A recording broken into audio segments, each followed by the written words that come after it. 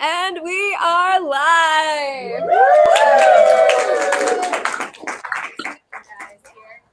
Hello, audience of lovely people out on the interwebs.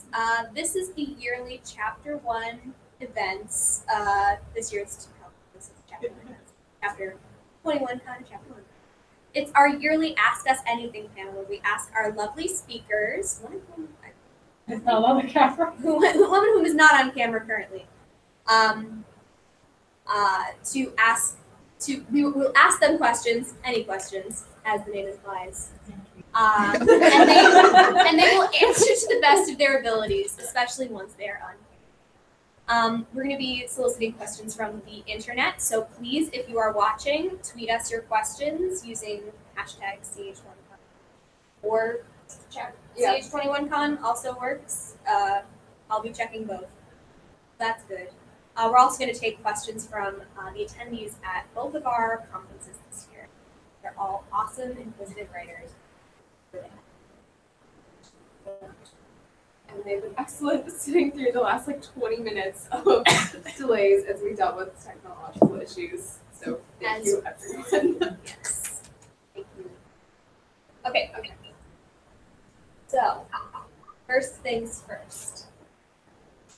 I think I'm going to ask an old standby before we go to the phone, so I can take some. Before we do this, we should do quick speaker introductions to make sure everyone knows who we got on the panel here. Yeah, nobody knows me. All right. We know you, Allison.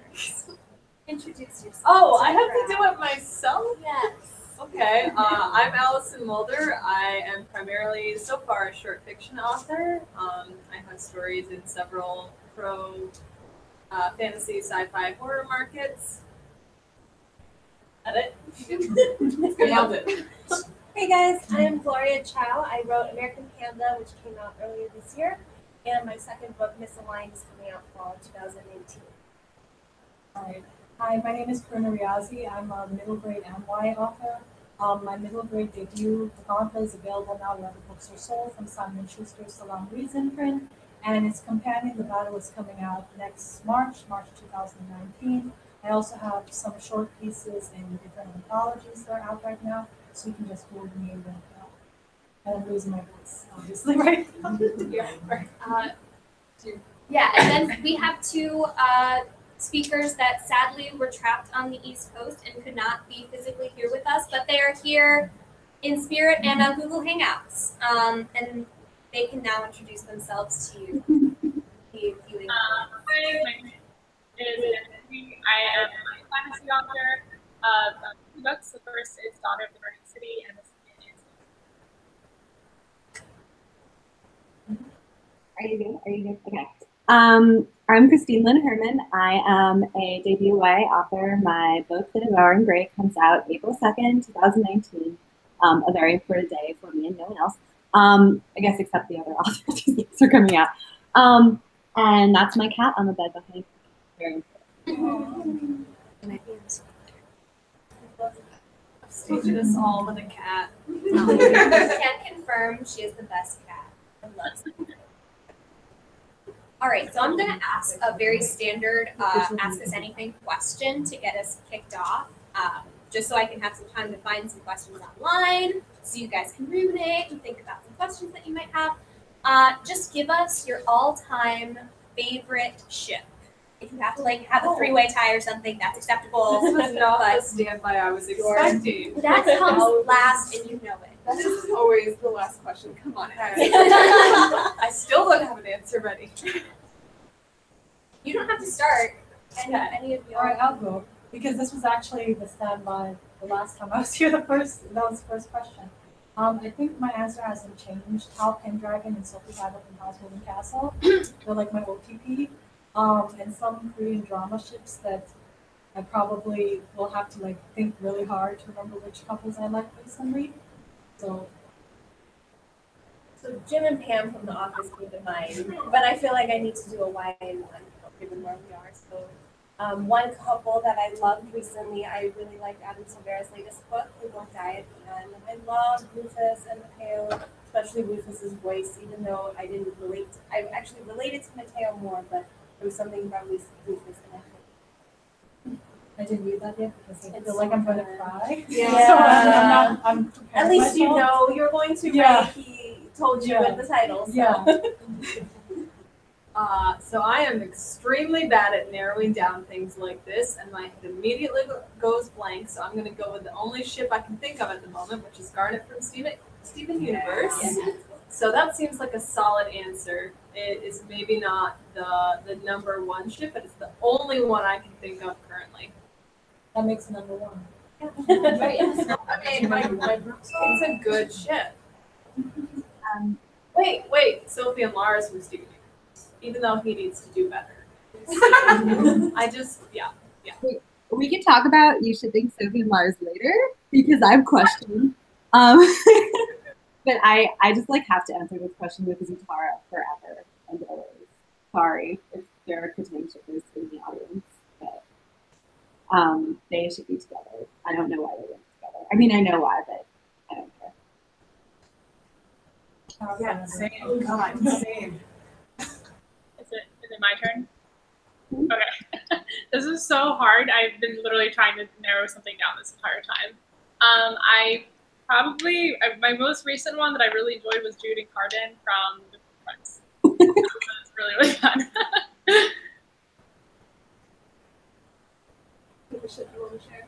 Oh, we're in this? Okay. I was reading a bunch do of. it first so we have time to think. All right, we'll be nice and do that. Ben and Leslie from Parks and Rec.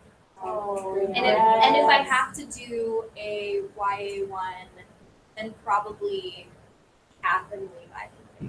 Because that is the relationship that like rings the most true to like my relationship, and it just like I read it and I'm like, oh, this is like reading my life in a lot of ways. I also was thinking the girlfriends, like my most recent one that I was obsessed with that pair because they hate each other so much. It's lovely. You want to take an audience question? Okay. Anyone have any good questions they want to ask or bad questions? I was about to say, please don't narrow it down to good. And it can be as serious as you want it to be or as silly as you want it to be. You'll save your questions really slowly for speakers. So anything you can think of, feel free to ask. Your favorite kind of character to write? Good. That's a good one. That's a good one, but I'm so bad at favorites question. I like to write unlikable main characters and try to make them likable. Yes. So my second book has a kind of a main character, very competitive, but I wanted to write her kind of in a fun way where you know you see how competitive she is, but you kind of also like her and kind of want to. So I kind of like the challenge of trying to get you to like something you may not want to be friends with. I write a lot of girls who are like kind of the people you wouldn't expect to be weak on the inside because I think that's how I felt a lot of times recently. Like everybody's like, oh, but you're so tough. This is bothering you so much. It's like, fun fact, I have a gut and it can be really stepped on sometimes. Also in terms of love interest, I like love interest to look at the person like they're the only person you need. Like my work in progress right now, if you've seen me talk about it on Twitter, the boy literally like feels like she is a weak, which I find so adorable. So that's like pretty much my favorite interest right now. I like clever characters, whether that manifests as a lot of like banter and snark, or if it manifests as like a lot of strategic thinking. Like, I have a lot of stories where I like to get into like diplomacy type stuff, or like, oh, I need to do this to get around like these people, and like, I don't know, just something about that. I kind of slip into characters who think in that way. Yeah, I guess this is us. My favorite characters to write are probably villains. I especially love to write villains that are like at one point heroes, but then become villains. The Fall from Grace arc is probably even more so than the Redeemer. I don't know what that says about me. I like to write boys who feel things but aren't embarrassed about it, and I like to write girls who don't apologize for them. For me, this is very weird, but ever since I was tiny, for no particular reason at all, I've constantly written about orphans. And my parents were really like sad about it for a little while. They were like, "Do you want to be an orphan?" And I was like, "I don't think so. I think I just find orphans like compelling because they're like children, so they're developmentally like children, and they don't know how the world works, and they're like curious and open-minded and all the great things that kids are. But they also have the independence of an adult." And I've always found that so compelling in books like Mysterious Benedict Society and Harry Potter, obviously, are just like and then those kinds of. I think a lot of authors like writing about orphans. Yeah. It's just Okay, but when parents hear that, are they sad or are they concerned? That's the question. Are they sad or are they looking like in the middle of the night like she's? For me, I really love writing characters with like secret identities. Where I'm obsessed with like spies, superheroes, and heist stories. Where I really like the duality of that, where you have heist you're showing, and then the kind of inner perspective that the reader's getting from side first person point of view and all that. And I feel like it seems really different from real life, but I think everyone can also relate to that to an extent. Because everyone has kind of a secret identity they don't show other people. It's just really fun. I love secrets. Doing things. My phone just comes up, guys. Why does this happen? Oh, there it is. It worked. Okay. So we have a question from the interwebs, and it is favorite trope and the best book written.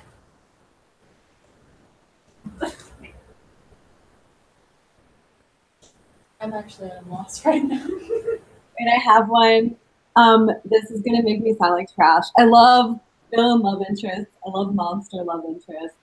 There are a lot of books that do this really well. But I'm gonna shout out my friend Emily's book, Wicked Saints, which comes out next year, which has some interesting, like, the way that it plays with the trope of the villain love interest and what that even means, and what we think of as a villain and what we think of as a monster, the way it deconstructs, but still gives the reader all the, like, fun, like, kind of guilty pleasure stuff that they love about that trope is really smart. So that's why I picked it. I would say the Darkling book, but he's not a love interest, he's just a villain. He's a love interest.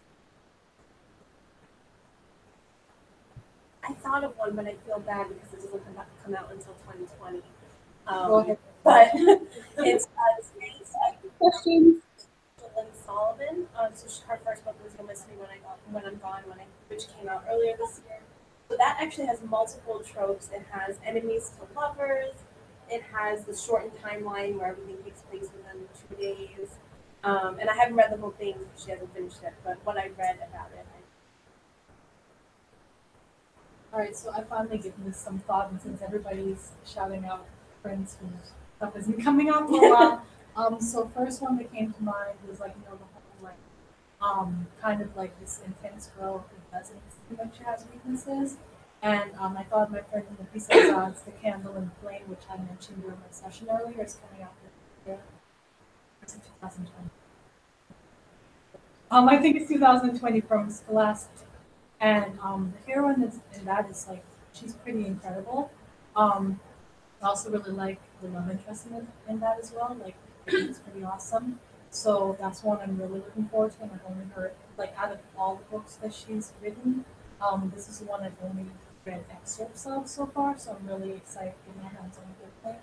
The second one is another debut, 2019, my friend Chao, with Umiho. And that's like kind of like Korean mythology, and like it kind of has like that drama feel that I love in watching dramas. So I don't think dramas can count as a trope. I guess all the tropes that I love about dramas, I feel like she's going to really do epically with it. So I think those are the two tropes I'm most looking forward to. I would probably have to say this one's also like very trash. I love There's Only One situations. So specific. I literally am trashed for it every single time. The one that comes to mind is probably Nina and Byers from Rose. That's got like the whole enemies to lovers, gotta huddle to stay warm, like that. So much trash in one. The other one, I can't really think of a good example, but I love fake dating.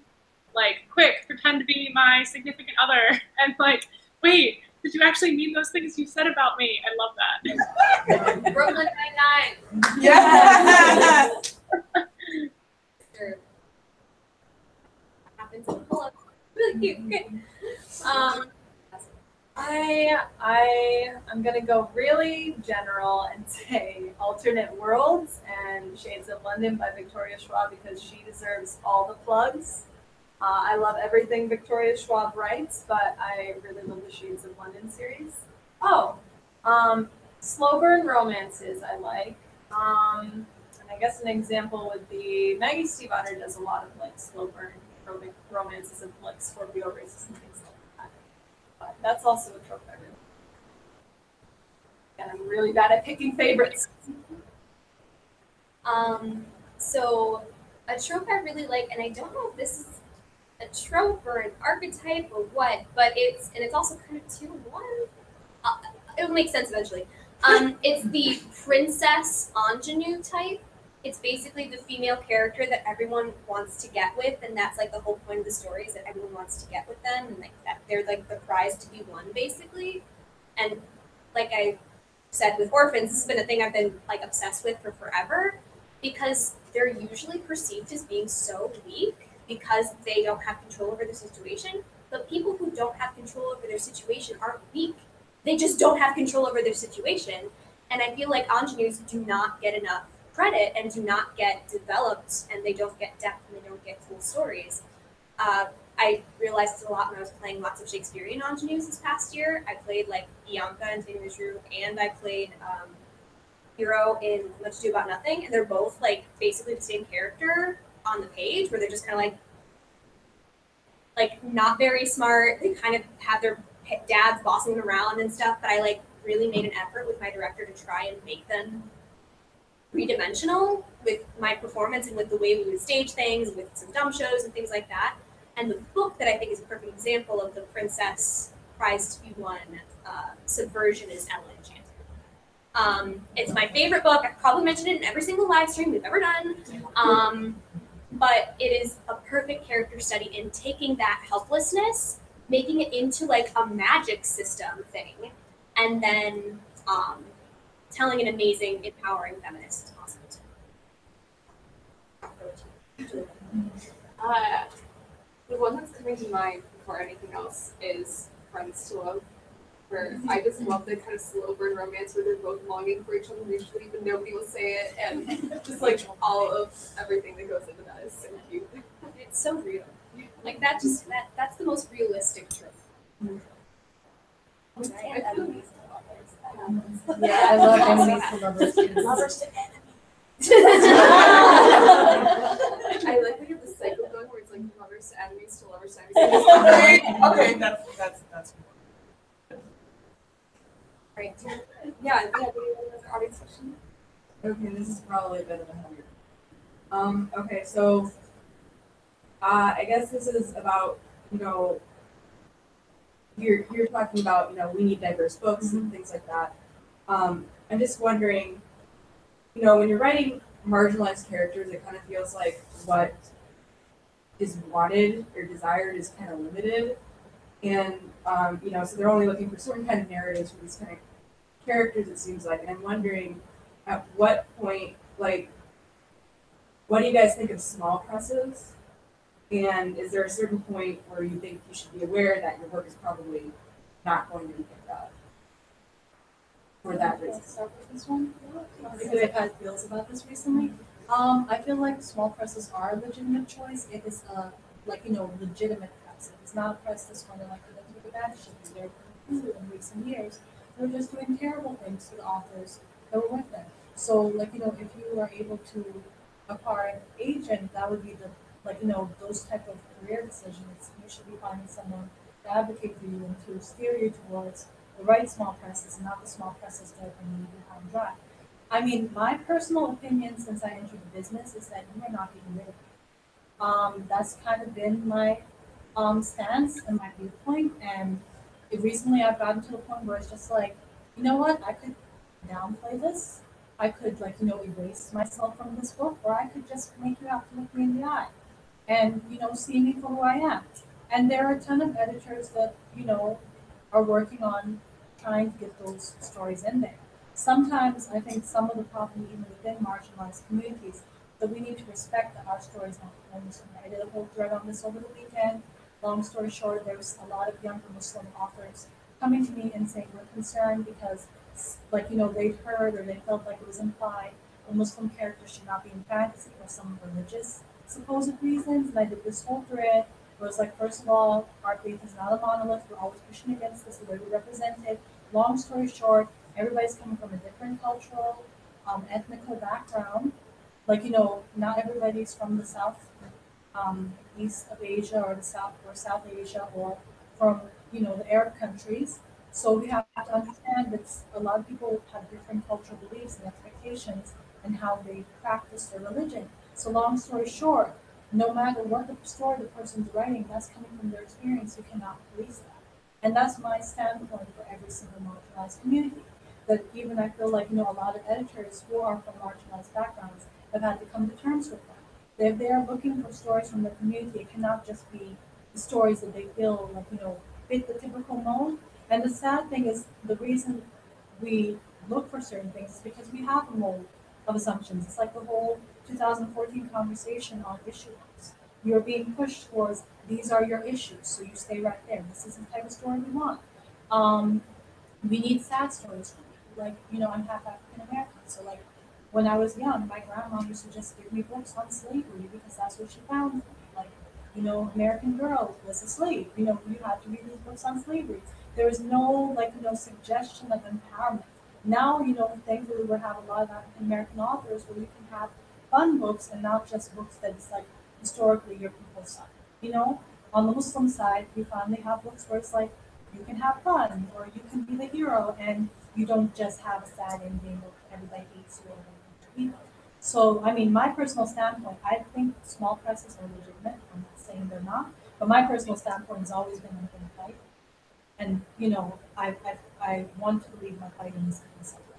Because, what's given me hope is the fact that when we started reading diverse books, it was just a team of people and a hashtag. It somehow started trending and kept trending. And then it became an organization. They gave a grant to the author who is now the #1 New York Times bestselling author so that she could, have money to support her querying that novel that's now #1 New York Times bestseller list. And yes, does get challenged a lot.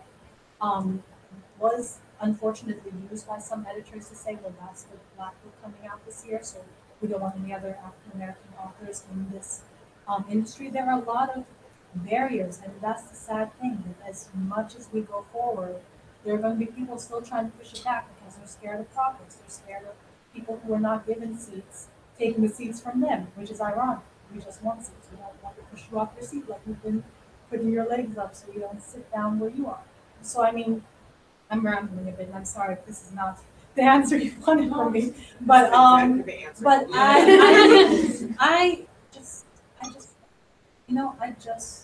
just want to fight. There must be blood somewhere in my body. It's just like, girl, you gotta keep fighting. That's always been my standpoint. I think small presses though are just as important in the fight as the big fight.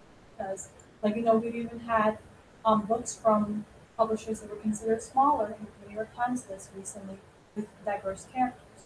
So it's just like no matter where you can find your support system, you just find them, know that they have your back, and fight whatever way you can. And yes, small presses are probably part of that fight. I just always, went for the big publisher because I'm like, you can't get rid of me. I'm going to sit here. You're going to have to acknowledge me, So that's just my personal. I would like to answer with a very heartfelt what Karuna said. Small presses, there are legitimate ones out there, but aim high. I'm not even saying that small presses aren't. I'm just saying that wherever you go, just know that you should be fighting. Just know that it's going to be a fight, and just feel like, you know what? I don't care. I used to be terrified, guys. You might not believe this because of how I'm known to be on Twitter. I used to tweet stuff, and then somebody would say, I disagree with you. I'm just like, oh, there goes my career. This person's an editor. Now I'm just like, okay, but you're still wrong. That was still a very prejudiced thing to tell me. Like now I'm just like, you know what? You are wrong. You are not right. This is not making you right. Saying that you only have one black author for this line is not right. Is not the way it should be. Saying that this character is not legitimate or that people can't relate to them because they have autism and like people are going to read that and not relate, that is not correct. You are erasing people who deserve to be read. So that's just my mood nowadays. Nowadays I'm just like, I fight everybody. So, so that's just who I am. So I agree with everything you said. I feel like when you're writing, try not to think too much about where it's going to end up because I feel like otherwise you end up writing something that may not be as true as you want it to be. So when I was writing, I really tried to represent the one honest experience that I wanted to represent, and I tried not to think about, all the obstacles I was going to face. Although it was hard, sometimes, you have those days where you're just like, why am I doing this? Probably not going to get that same push. But I'm happy to say that it is improving. Still has a long way to go. But my editor, if you look at her list, she is Sandy Amendment's editor for When Dimple Met Me. And when from Twinkle with Love, she did Starfish by Kemi Down Bowman, and all of her authors are these stories that are amazing that will present this wide array of experiences. And so you definitely have the right people out there, and you want to work with the right person regardless of what infant they're at. And that's something that I didn't realize before, that now, it is so valuable just to have someone who gets your story, who wants to keep your vision. It doesn't matter if you're at a small press or big press. But I feel like that's the most important thing. You don't want to put out a story that you end up having to change and it doesn't feel like your true story. And that matters way more than how big the press actually is. And I was really pleased with my experience. My editor was really great about, sticking to what I felt was true. And I feel like my publisher put a lot behind it, which I wasn't expecting at all. I kind of went into it thinking, I'm not going to get into it. They're just going to brush it off as a thinking book. But that didn't happen. So we're definitely taking steps. But I think a lot of the problems we have today stem from the fact that we just don't have enough. I think all the pressures come from that. And, there's a lot of what you said is just involved in it. The publishers sometimes think, we have more done. And so it's very hard to have more. But I think if we keep going and we have more books represented, some of that other pressure you mentioned before, and people, criticizing, what books should be coming out first, that's all going to go away. And just as a reader, I try really hard to support diverse books. I talk about them when I can. So that's something that you guys can do if you, feel like you can't do much. Just talk about the books that you like and support the authors. And by doing that, you're showing the publisher that we want these can sell, and hopefully, that'll sway them. Which is sad that you need a business to sway them, but It is very. that's the reality. I'm gonna add to this. Christine and Amanda, do you want to Gloria, I think you brought up an incredible point, and Karuna, I was tearing up as I was talking. Nobody could see that. But I wanted to talk a little more about, I think the issue isn't just with needing more marginalized creators, it's about needing more marginalized people in every possible area of the publishing industry. That's how you make a better systemic change. More diverse agents and more diverse editors and marketing people and executives, that's how we actually fix this on a bigger level. And part of the problem is something me and Julia were talking about earlier in the panel, which is that publishing is incredibly inaccessible to people with like any kind of background that isn't at least upper middle class and has some like form of connection in New York. And that is ridiculous. It should not be like that. It needs to change. Publishing needs to nurture and help grow talent in all areas of the industry so that people can actually not just have that things aren't being said in these meetings like there's this one book for this season. Like that's how it changes, I think. Yeah. I'm not sure I could even add anything to this conversation that has not been said so much better by somebody else. But yeah, I think right now, just even what Karuna was saying earlier, that it needs to be a fight. I feel like it shouldn't have to be that way. And I think absolutely that having more diverse people at every step of the stage in publishing is hopefully a road to which it wouldn't have to be a fight on the creator's shoulders every single time. We have so many different fights that we have to fight that to add that to the list for something that's so personal I cannot even imagine. It should not be that way. Thank you so much, speakers. I kept like almost applauding. And Yeah. and then somebody else started on a great point. Like, okay. I was very close to applauding Do too. you wanna It just had. now? Yeah, I think. Okay, round of applause. We're doing it. All right, this is a far less serious, but it's also very important because it's something I've struggled with for and for. How do you handle scenes in the third person with two characters who use the same pronouns? Oh my god. It's so hard. I have changed the pronoun usage of a character to get out of this. I've done that. I've been like, this character uses feminine.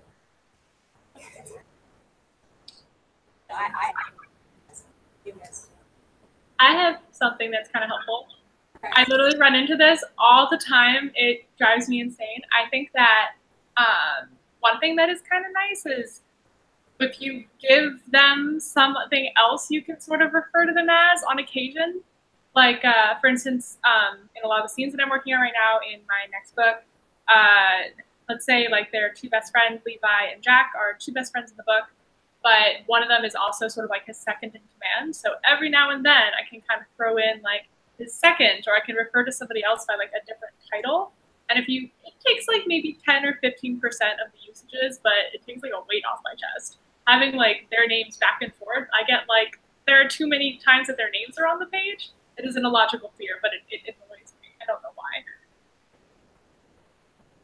Also, if they're each doing like different things in the scene, or like there are ways that you can make it clear who's talking just by like, if one person's fiddling with a cup or something, I think there's ways to make it pretty clear who's speaking, other than just interspersing the name. Hopefully you can get it to sound pretty natural, but it is a struggle. For me, like, make sure like someone good in accent who's within the same paragraph. Yeah. So like third person line, I gotta use like how do I do it? Like for me, it's not really that big of an issue. Like it's just like action like within and like the name. He throws the ball like so and so like Dad gave the ball to him. Like you gotta like switch it up a bit so they can like tell what's going on. It's still scary. That's what I was going to say. If you do like a combination. Yeah. We're not speaking. That's okay. I'm sorry. I was gonna say if you do like a combination of the pronouns and the names and possibly an epithet, then it balances out. I think I do use a lot of like, I'll start a new paragraph when a new person is doing something. Maybe that doesn't always flow the best, but. So I was proud of the book because I got a publishing related email. I was just trying to be important, but also because I have no answer. I was trying to look wise and just not my head. I have no answer for this one. I don't know the answer either. I write the first person dialogue. Well, that's why. So, Yeah. I also like. I try third person. I'm like, I can't do this. Yeah. I just never do it. I just avoid the situation entirely. That's interesting. Yeah, I'm saying. How do you do that? Stand for it right first. Sometimes I'll do it, but like I feel like first person is too like I I think my I guess too, like if you were to really, it might make it easier for you to read them. Yeah. Because you can do dialogue that way, or like, I mean, like, and has an accent. What's the cheapest? I don't know. I'm just, you know, hints, or just. I have no advice. I'm sorry. Okay, do we want to take another audience question?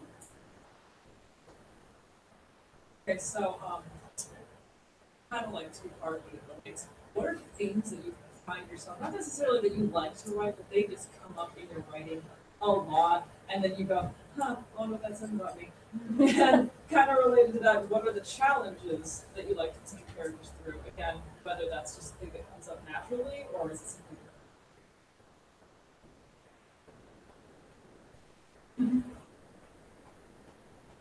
Okay, I'll try. I'm just looking at anybody's face to see if there's like light bulb going on.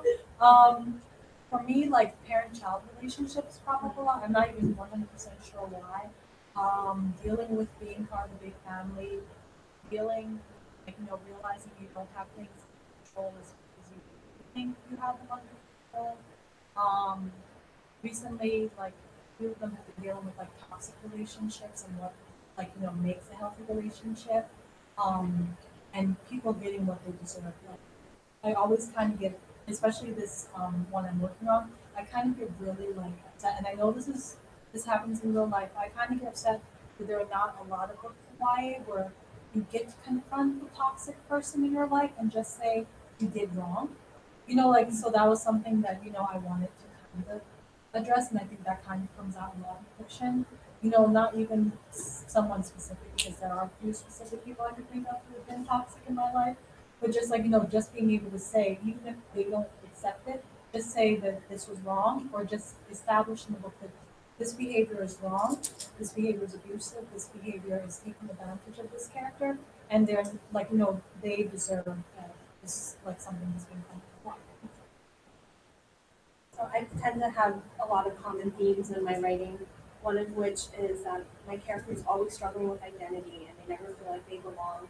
Either it's because, you know, they don't feel quite Chinese enough or American enough, or just because they're socially awkward and they have a hard time fitting in social situations.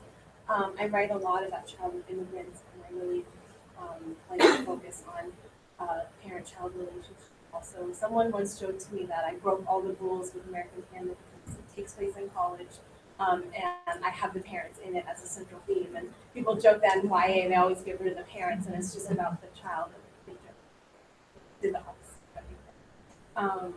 And I tend to write very nice guys who just love you for who you are. Because, I kind of had a bad view of relationships growing up, where I kind of just believed that you know, you just end up with the person who, you know, bothers you the least. And, you know, then I met my husband, and so now I write because I want to be someone who likes all the things, not just like. So I like to try to capture that relationship, because I feel like it's not always a given that you have that in YA. There's a lot of the bad boys, and I see the appeal of that.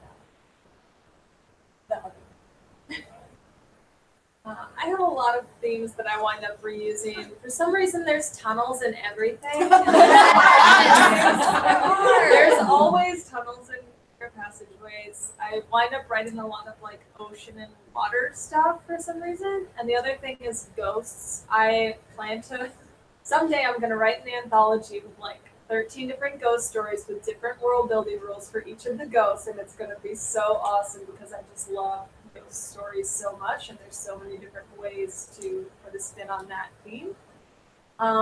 As far as like putting characters through struggles, I think it is a lot of family stuff that they struggle with, and a lot of like, because every family has different ways that you interact with different people in your family, and I think a lot of things you don't realize they're weird until you see how other people interact with their families.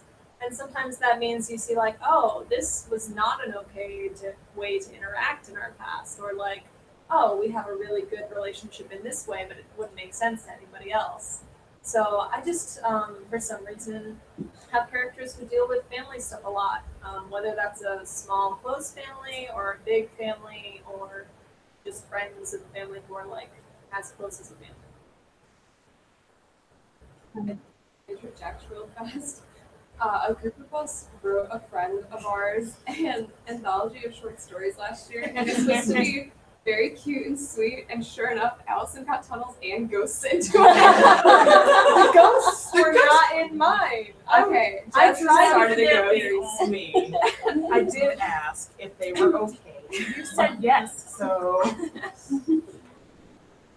Okay, I was really pleased about the tunnels. That was on me.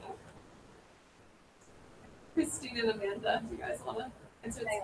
Yeah, so I write, Emma, you said that you wrote a lot of orphans. I always write parent characters who are integral to the story. I think it's because my family was really tightly knit growing up. Like my parents and my siblings were always around whether I wanted them around or not. And so when I was a teenager, my parents were this huge part of my life. And so now when I write about teenagers, the parents are huge parts of their lives, and they become really important characters in the story. And so I tend to do this thing where I kind of have this other parallel story over the story of the teens. I write about things of like legacy and like inheriting both good and bad stuff from your family and dealing with like what that means and who you are and who you can choose to be versus like what you've been given. And so what I tend to do is overlay a parallel story with the parents over what's going on with the teenagers, what's kind of in the background. And I do that in almost every single thing I've ever written.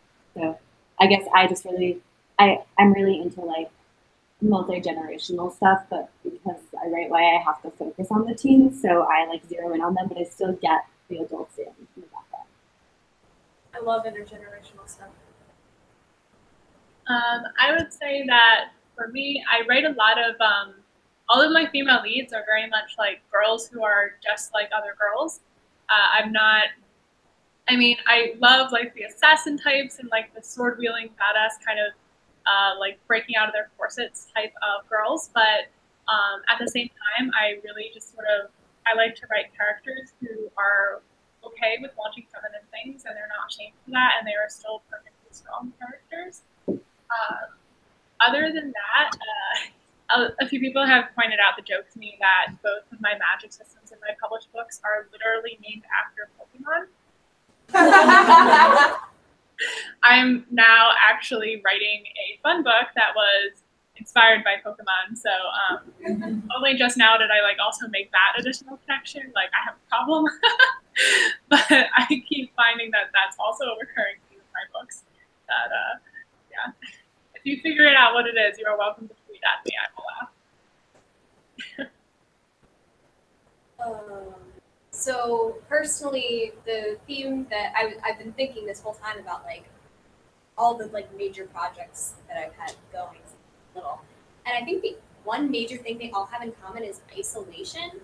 Like the main character feels really isolated from the world around them or from their family, or they become physically isolated. Like one of something I was reading in the chapter 1 read aloud that we did is about a girl who gets moved to a town in the middle of nowhere. And then there's another story about a girl who like gets so lonely at college that she starts seeing ghosts because they're the only thing she can relate to because she feels so like disconnected. And so I don't know why I explore that theme so much. I'm not that lonely. I have lots of lovely friends and a wonderful family. Like this does not, I don't think, come from some kind of deep-seated problem I have. It's just fascinating, I guess. Yeah. I'm slowly realizing that I'm just basically writing the same story over. I'm really, really fascinated by how the way you remember things affects how you think of your identity and like who you want to become in the future and how time relates to how we think of our lives. Where do you think of everything very linearly, or do you kind of craft a story out of your life and all that? And so I'm working on like 3 different like novel projects right now, and 2 of them are time travel stories. And and the 3rd one isn't time travel, but it's a non-linear structure. So even within that, you have a really like strong effect of like the past tense parts affecting the present tense parts, and how the characters, relate to each other, depending on where you are within the timeline, and how different things affect other things. And this is not a very concise answer, but yeah. Which Twitter questions you want to take right now? Running out of them when I last looked, but I can look again. Okay. No, we can go back to the other one. Come on, people. All Okay, of our do you want to take an audience however question many right now? audience members. Yes. What are cliches that you like despise? Like absolutely it's not. Like you hate it. Like you see it.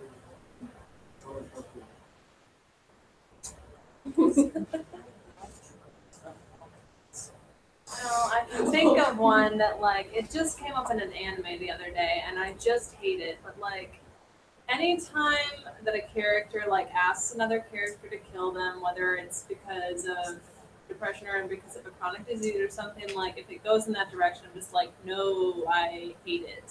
No. And I just saw it in a show the other day that I was liking otherwise, and I'm dang it. Okay. Fridged women for the sake of man pain. Yes. Okay. That's Yep. one that really bothers me. The mom dying, for any, just for the sake of the mom dying. That whole, mom has to die for the sake of the son's pain. Again, man pain. What else? Any book that kind of starts relying on stereotypes for any sort of marginalized character, I really get.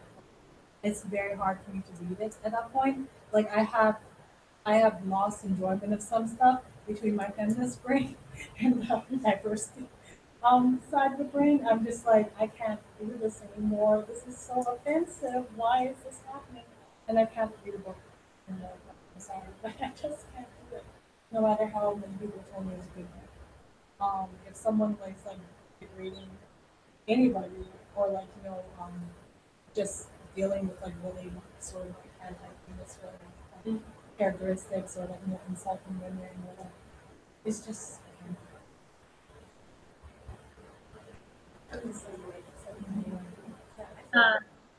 It's stuff that we really don't like seeing in books. I didn't hear the question that well.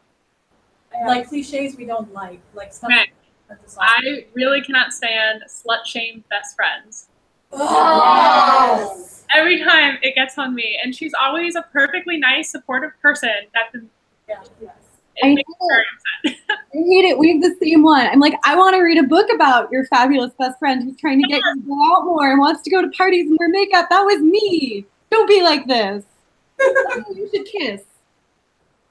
Oh, by the way, that's the other thing I hate. I hate peer dating, especially when it's girls. I hate when people won't even see the possibility of the fact that when two characters who when two characters clearly are girls fighting over a love interest when they should date instead is just I think this was alluded to earlier too, but the not like other girls thing. Oh, The main character is the best because she's not a lot of typical girls. I'm all the. Can I make a point?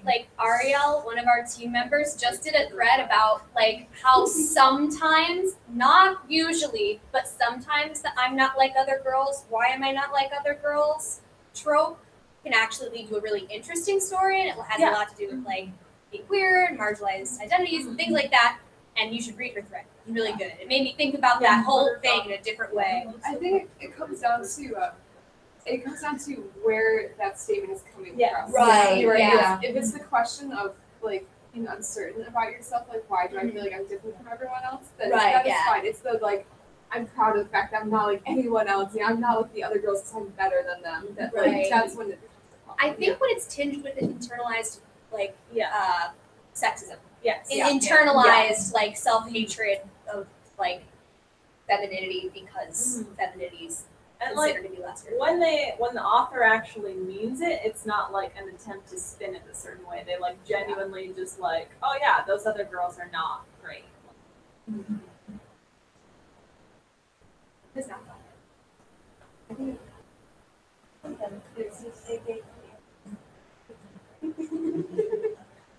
Something really quick that Briar and Attendee and I were talking about last night is when the mother character in a book is like sick or has headaches and stuff, and it's played off like she's faking it to be dramatic.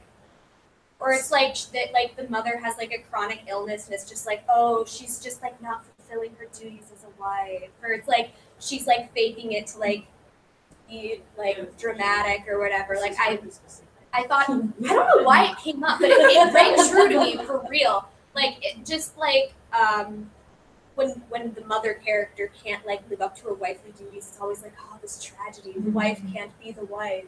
And I was also thinking of Mrs. Bennett in Pride and Prejudice. She's like, I have the vapors every 20 minutes, and it's like she cares so much about her family. Why are we making her seem like a flippant, stupid jerk? Like she's extra, but she's not like a bad person. It was because we were talking about underfunded movies. We were also talking about underfunded movies, so that has nothing to do with books. So I have like a couple that are like competing for space in my head right now. But the one that like it's the only time I've ever been tempted to like literally go burn a book. Like I was so mad. Is when you have the childhood pet who has to die for the character, like the protagonist, to have their like coming of age moment. Oh yeah. We all know what she's talking about. Not that one. Really? No, I mean that one like that one wasn't okay. I was mad about that one, but and if anyone's read the Chaos Walking series, That's what I was thinking of. It was like 2 a.m. and I reached that page because I've been like reading that book all day because it's so good, and I reached the page where the pet dies, and it's just the way it happens. It's not really angered me, and I like threw the book across the room. Like, yeah, and I had to take like a week before I could go back to reading again to like get over it. I'm still mad. Like, yeah. Julia, don't watch Good to know. Good to know. The dog dies in 60 seconds.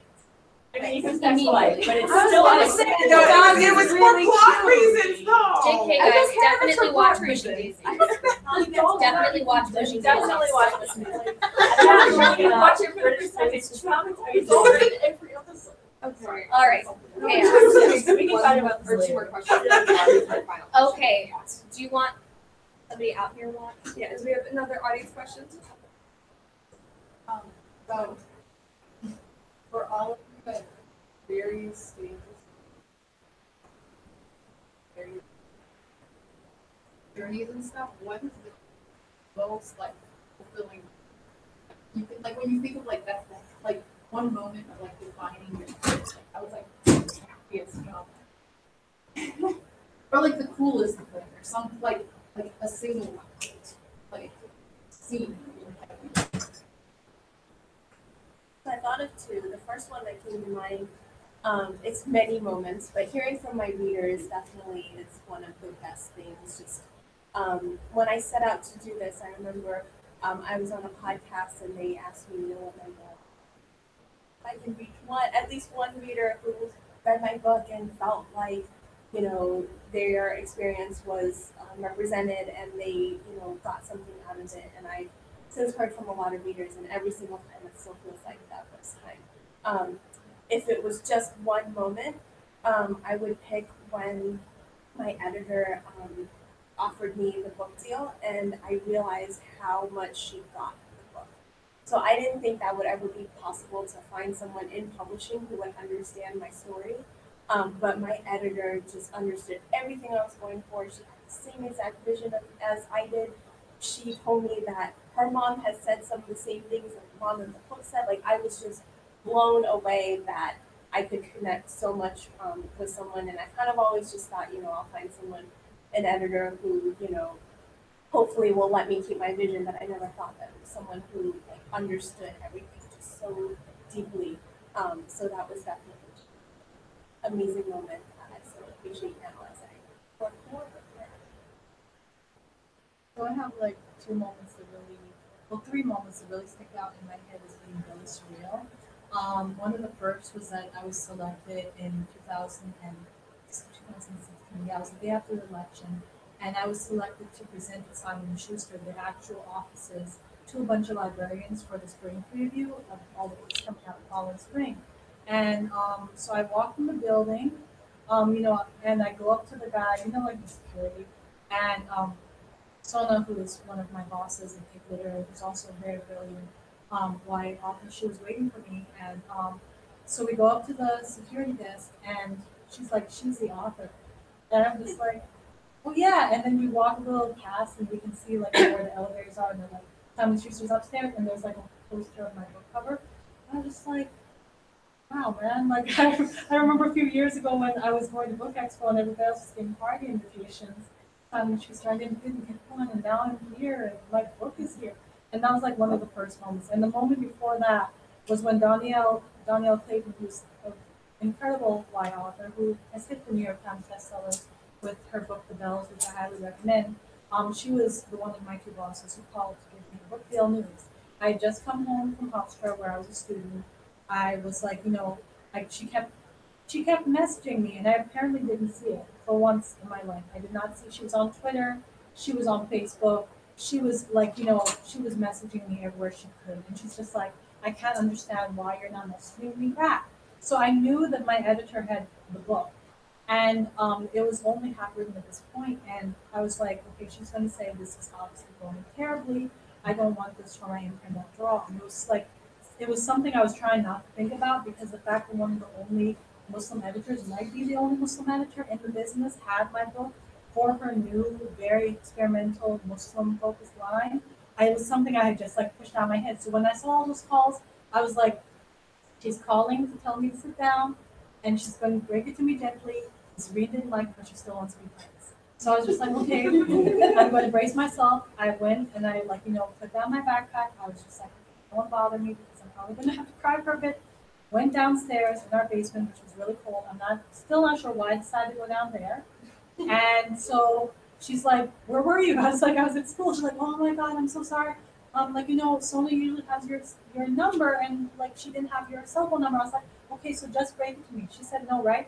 She's like, you want to sit down? I was like, I'm already sitting. I'm there. And she's like, you have a book deal.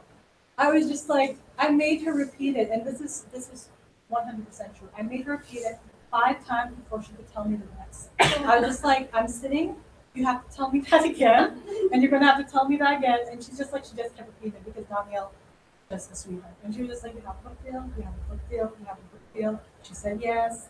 She signed the contract. It's been with our agent all day. She signed it. The book's going through. And I was just like, then went up and I told my mom, like, I have a book deal. She then I had to repeat it for her. She's like, what? So that was moment number 2. And then moment number 3 is the most recent, and it came at a time when I really needed it. Like, long story short, I was teaching this past year. It was really toxic. A lot of you heard it, especially if you're in DEVOURING for my first session this morning, early afternoon. And, it was like really it was killing me slowly. And I don't think it's dramatic to say that. It was really killing me slowly. Gave me health issues, lost weight, it was really killing me, but it was killing my writing too. And I was told before I went to the school that I appreciate it, and long story short, it wasn't. So the last event that, I went to before this one was a school visit in Connecticut. I had to go and ask for time there. And, it was kind of implied that, I was, I didn't have my priorities straight. So I went to this school visit with that kind of in my head, kind of feeling reluctant, kind of feeling like, am I making the right decision? And, I was like the least popular person on the panel. It was Zach King and Jason Reynolds, who both are awesome, both are really famous, and then there was me. So I was kind of just like, this is going to be one of those events where I'm that new author who is going to sit there and kind of shyly tell people that, these books have to move, take one, please, they're free. And, first, I was like, this is not going to, go down well. I had asked for time off. That was really hard and, painful to do. And, seeing Jason was nice. Jason is awesome, but I was just not feeling it. Then I sat down at my table, and I saw a huge line, going to the back of the room, like we were in the school.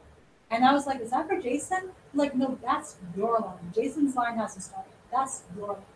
And I had my mom take a picture, and she still has a picture. She's somewhere in the hotel lobby, so if you find her, she'll show it to you. There's this whole line of kids waiting for me with my huge pile of books that by the time I left, they were gone.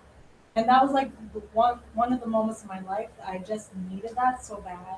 I'm sorry. I'm losing my voice, but I'm also like almost right.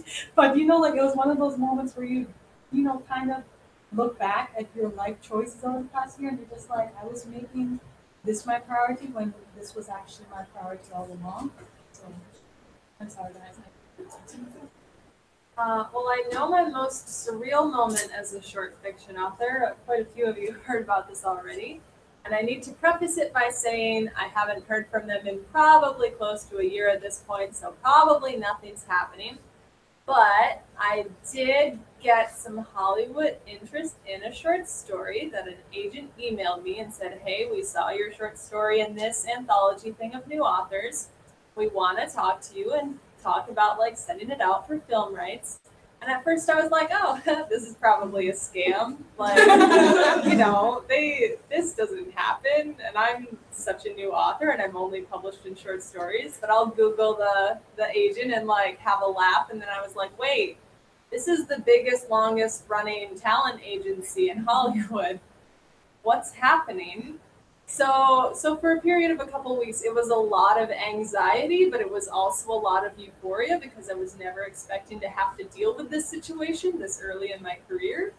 It was a lot of anxiety, and it still kind of is sometimes. Like I said, they haven't talked to me in a while.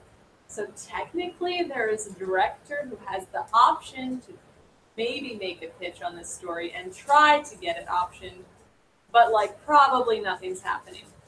So that was the most surreal thing. But as far as like actual lasting satisfaction, I think it's the fan mail because I wasn't expecting to get much as just a short fiction author. But it's really fulfilling when someone does take the time to even just a tweet and say, hey, I loved your story for these reasons. But I have gotten a couple of actual emails just for my short stories that were like, hey, this is my favorite story, or like your goals for being an author.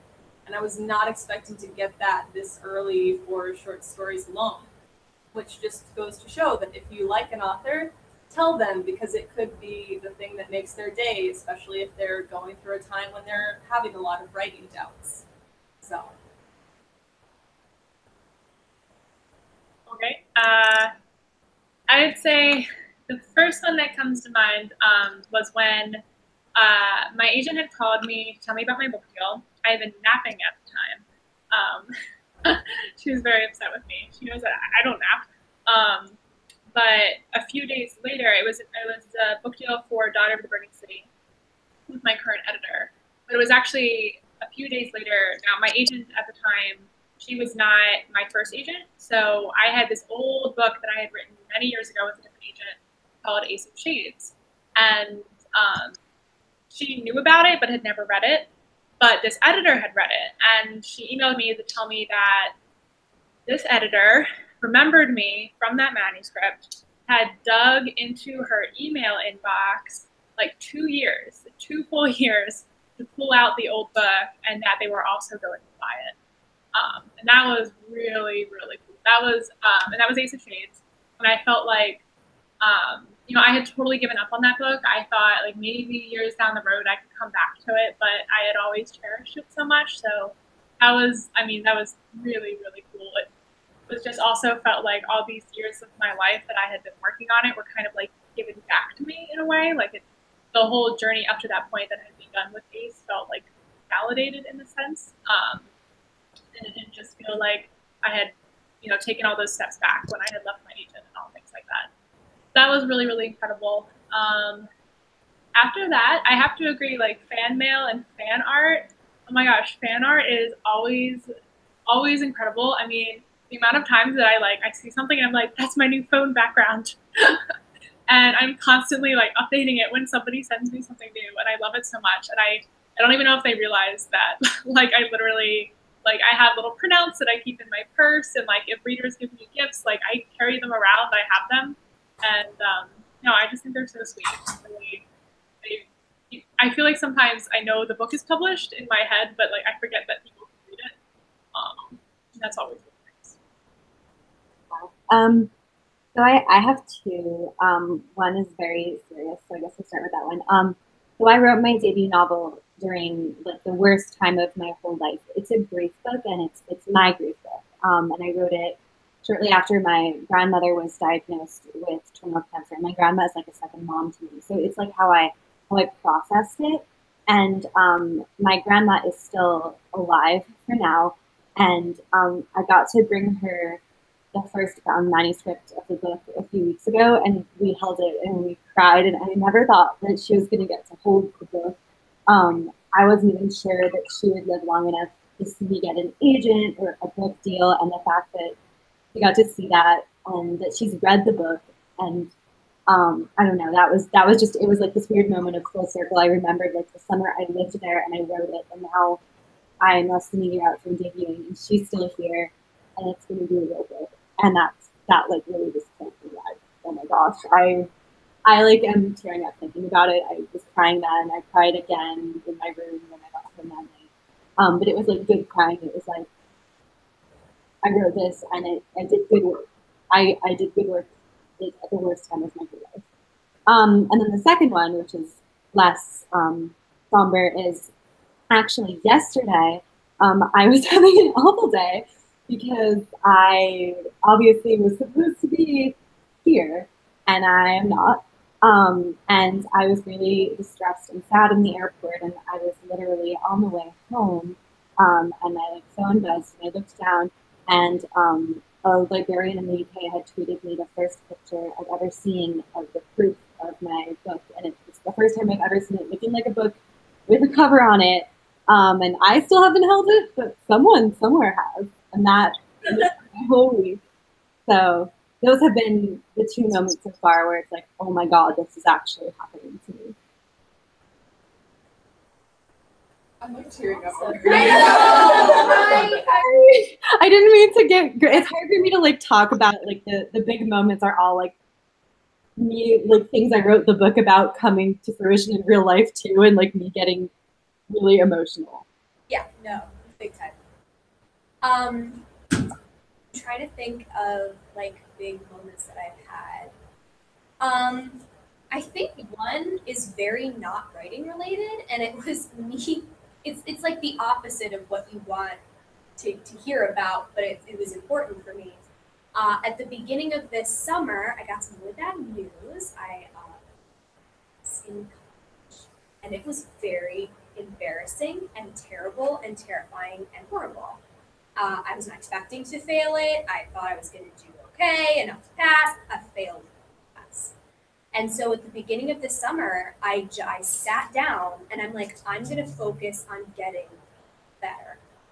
Like as a person at fulfilling my obligations in terms of school, in terms of my mental health, and in terms of my responsibilities to other people.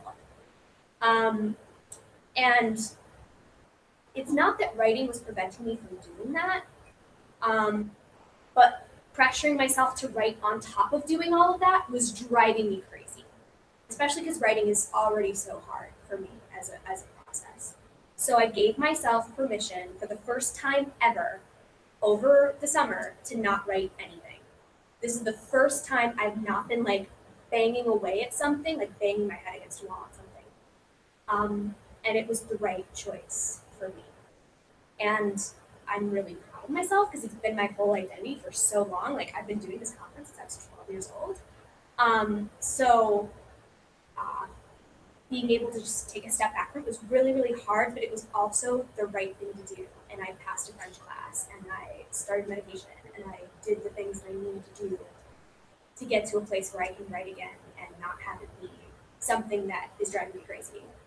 So if you need to do that, I give you permission to do that, because sometimes you need to do that.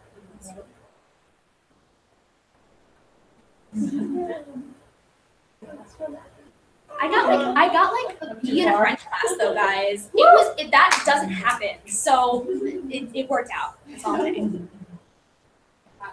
For me, it's not any specific moment, because it happens a couple times a year, but the people who are related will know about this terrible novel I wrote back in middle school. Yes!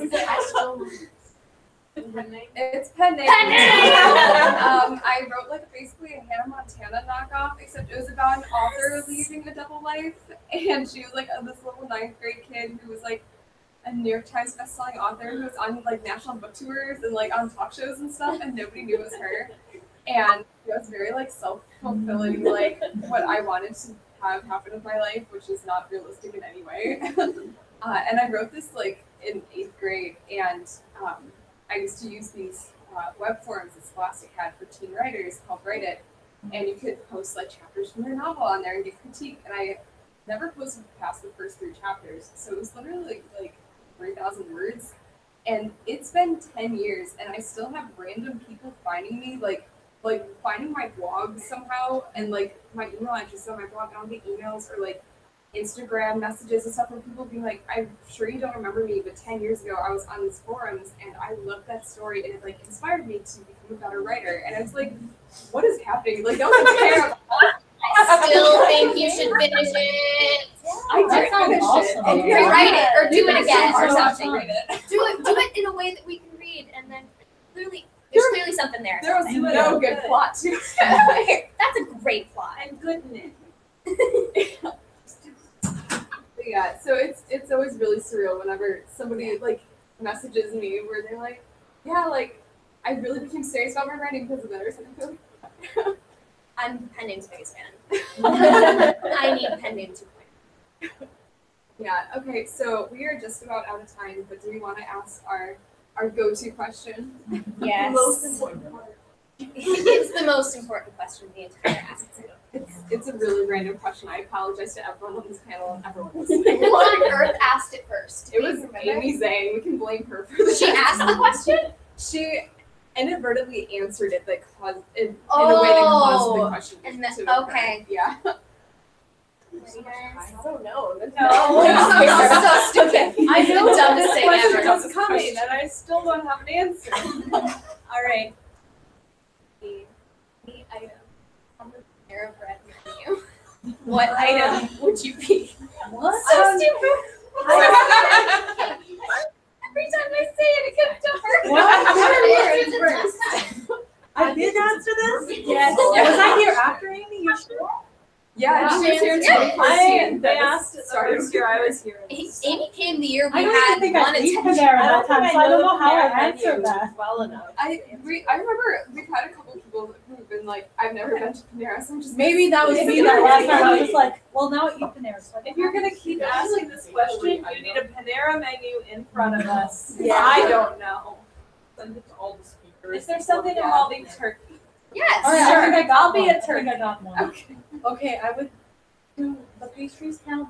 Yeah. I would be a cinnamon roll because they're kind of dependable. You are a cinnamon roll. I wasn't even trying to compliment myself. I was just thinking, like, you know, like, But you succeeded. even at school, like, you know, people would come and just be like, there's a kid, like, you know, throwing up. Can you go and, like, rub their back? It's good to know I'm the teacher that goes and is comforting while trying not to get you know, like, just that person, everybody kind of comes and is like, okay, she'll kind of know what to do. So, yeah, the cinnamon roll. We have ice cream tea. I love that ice And I cream love sweet. Ice cream tea are so good. So I've answered this question before, and the last time I answered it, I said the black coffee would be bitter, like me. But now I would like to revise my answer, and I am the bread at the end of the day that is like kind of stale, but like it's still good when it's really tired. Okay. That's a great answer. What is this question? I didn't hear it, and I am still so confused. So are we. Like somebody, what, I don't know, stale bread? What was this? What item on the Panera menu are you? What? That was not me. Oh my gosh. I haven't been to Panera in years. Use that as your excuse. I needed time to like think about this. I think it's best when people don't have time for I want to change my answer. I want to be the bagels from the non-existent Panera the year we tried to I remember that. I remember I'll that. be those The bagel apocalypse. Everybody's waiting. Yeah. Okay, All right, so I have to explain the story now. So just really fast. In 2015, we always do like a team breakfast ahead of the conference, and we had ordered bagels online from Panera to pick on Saturday morning. And my mom went to pick up the bagels, and the Panera did not exist. So, But it was on the online. it was Yeah, online, and It it was on apparently the had website. closed down. And But it closed down. but it was still taking orders, but it no longer existed. So they just stole your money. Yeah, they took the money. Yeah, We Panera got did the money back. They had to go to another Panera and order new bagels. question. Yeah. Protesting. Yeah. That's such a good scam. Like, if you have a restaurant that closed in your neighborhood, you could just. It's the opposite. It's the It's why I write books about criminals. And we've been There's a reason for that. Yeah, eventually they're going to notice us and be like, what is happening? Christine, did I hear correctly? Did you say that should be an episode of Criminal like the pod? No, I said that's why Amanda writes books about criminals because she's like, oh, that would be a good con. I heard wrong, but you're still right because it would be like a really cool episode on Criminal, like the podcast where they like focus on weird criminal activity, like one episode. Yeah, it's just like it happened to us. We're there. Panera took our money, but it didn't exist. It's a paper Panera. Yeah. I have like envisioned the whole. I've envisioned the entire Brooklyn Nine-Nine episode of like Boyle being traumatized. Like I feel like Panera executive pocketed it, and then it's like a whole expose about him, and he's just like shocked it came back to haunt him. So I'm assigning Amanda. Amanda, you're not a menu item. You are the person investigating the crime, or the perpetrator of the crime. You can pick. Or perpetrating the crime. Or both. Or both. There. I would take that. I mean, I'm also happy to be the customer that's like eating the food. But you guys are the food. Never mind. Yeah, I'm gonna It went back to cannibalism again. All right. Well, that's it. We're good. Yeah. That covers it. That is our last question. And any final thoughts, panelists? Yeah. Thank you I guys. just Sorry.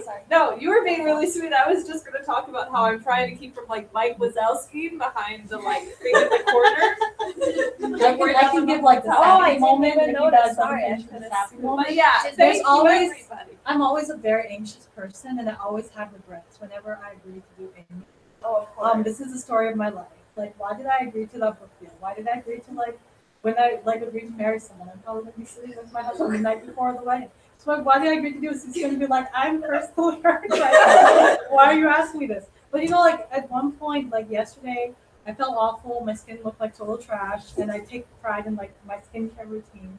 Long story short, I was just in the middle of Indiana somewhere, and I was just like, why did I do this? I'm going to go, and it's going to be awkward, and this is not fair to any of my friends here because I love you guys, but I was like, it's going to be awkward. Everybody's going to be like, who is this? You look worse than last time. You were cuter in 2015. I was just imagining all this stuff. But I mean, every time I get here, I'm just I get so emotional over it being over. So thank you guys for that, for making me not forget coming every time. Appreciate it. So that's my happy moment to share. Oh God, this was Do it. I'm gonna do it. Make it happen. So thank you so much to all our speakers. You can continue to follow Chapter 1 Con, the hashtag, and the account for more information on what we're getting up to, our shenanigans, our signing that comes on after this. And then if you're interested in coming to the conference next year and being in the audience for this, go check out our website. And just look at what we've done in the past and imagine what it'll be like next year. It'll be different. We don't have signups, but imagine what And bring it. maybe I'll go. Bring a Panera menu with you because I'm prepared for this question. And if you are not in the Chapter 1 Con group, so the Chapter 1 Con group is ages 11 to 20. And if you're older and you're ages 21 to 29, you can come to the Chapter 21 conference which we do the exact same thing as they do, just for older people. And yeah, so we have our website, which is www.chapter21, like 21 the numbers, conference.org. And we also do online events throughout the year, like Twitter chats and virtual write-ins. And we have a mentorship program coming up this fall. Oh, yeah, that's coming up soon. Definitely keep an eye out for that because that's like, Yeah, that actually, yeah, you can Go right apply now. for the mentorship program right now. And we're going to have people in the publishing industry and members of the team teaching you every step of the publishing process. And at the end, we publish an anthology of short stories that everyone's worked on throughout it. And then we're going to have an online panel in the winter that we call the Yule Ball because we're all Harry Potter nerds. And yeah, there's all kinds of stuff going on. Just check out our websites. We always have something. And if you have any questions, you can always email us. Our email addresses are on the websites. And you can tweet at us because we're always on Twitter. We're always on should Twitter. be writing, but we're not. So yeah. So it's CH1Con or CH21Con, and yeah, that's it. Okay. We're really bad at ending things. Bye. Woo!